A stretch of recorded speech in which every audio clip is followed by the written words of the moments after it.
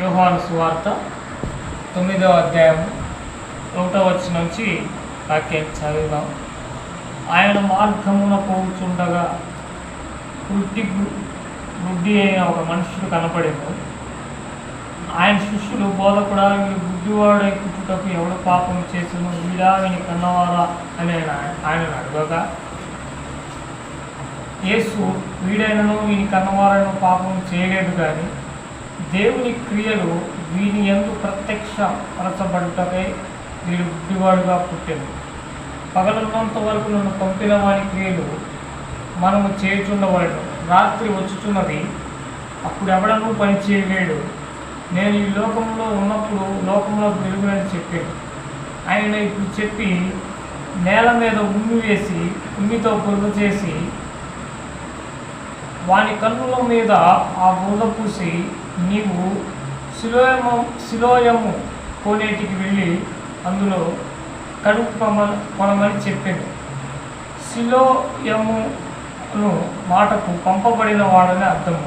వాడు వెళ్ళి కడుపుకొని చూపు గలవాడై వచ్చాను. ఇక్కడ మనం గమనిస్తే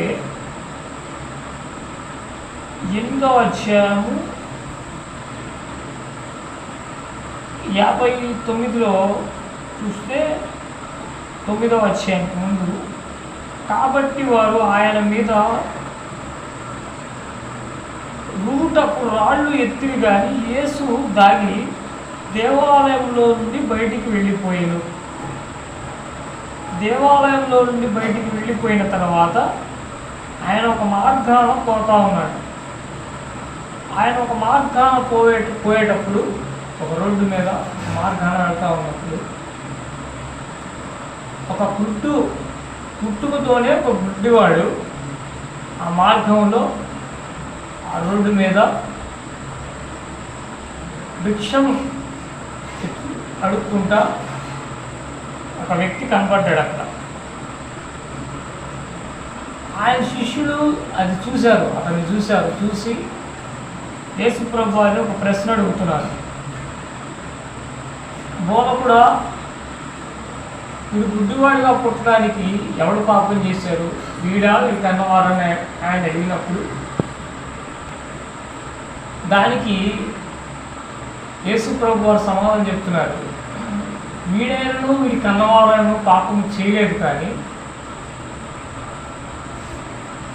దేవుని యొక్క క్రియలు వీరి యందు ప్రత్యక్షపరచబడటానికి వీడు గుడ్డివాడిగా పుట్టాడు అని చెప్పేసి యేసు ప్రభు వారు ఆయన శిష్యులతో